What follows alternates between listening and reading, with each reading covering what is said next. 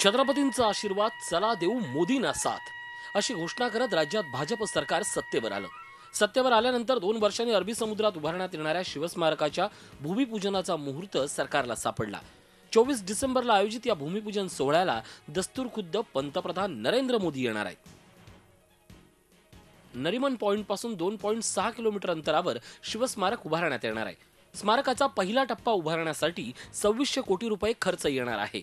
छत्रपतींचा 210 metre उंच पुतळा, आई तुळजाभवानी मंदिर, शिवछत्रपतीकालीन देखावे, कला संग्रहालय, सभागृह, ग्रंथालय, मत्स्यालय, amphi theatre, helipad, light and sound show आदी बाबींचा समावेश शिवस्मारकात असणार आहे।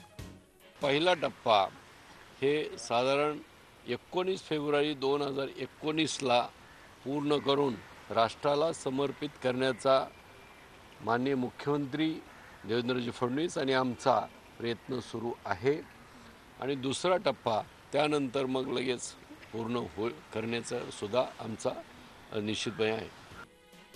भर समुद्रात होणाऱ्या शिवस्मारकाला मुंबईतल्या स्थानिक मच्छीमारांनी कडाडून विरोध केलाय। भूमिपूजन कार्यक्रमात काळे झेंडे दाखवण्याचा इशारा मच्छीमारांनी दिला असून डहाणू पालघर पासून रायगड पर्यंतचे मच्छीमार आपल्या बोटींसह या आंदोलनात सहभागी होणार आहेत। आम्ही जास्त करून मच्छीमारांच्या बोटी काळे झेंडे घेऊन आम्ही रायगड पासून आमच्या बोटी येतील। सासुंडामध्ये 1500 बोटी आहेत, आमच्याशी 450 बोटी आहेत। इथे वरळीपासून ते माहीमपासून तिथल्याही बोटी ह्यात भाग घेणार आहेत। उत्तन वसई डहाणू पासून सगळे मच्छीमार त्या दिवशी आम्हाला साथ देण्यासाठी येणार आहेत। तिथे काही कोळी बांधव जे आहेत ते सुद्धा त्यांचा आवाज थोडासा ते त्यांचं जे काय म्हणणं आहे ते ऐकून घ्यायला पाहिजे आणि चांगलं जर का काम आपल्याला करायचं असेल, जसं समृद्धीचा मार्ग आहे, शेतकरी म्हणतात की आमच्या सुपीक जागा घेऊ नका, तसं कोळी बांधवांचा सुद्धा जो काही प्रश्न आहे त्याच्यात सुद्धा गांभीर्याने लक्ष देऊन त्यांना सुद्धा विश्वासात घेऊन त्यांच्या प्रश्नाचं उत्तर दिलं गेलं पाहिजे। दुसरीकडे पर्यावरणवाद्यांनीही समुद्रातल्या शिवस्मारकाच्या विरोधात भूमिका घेतली आहे। शिवाजी महाराजांच्या स्मारकाला विरोध असण्याचं काहीच कारण नाही, फक्त त्यांच्या उपजीविकेवर गदा आणून ते होता कामा नये।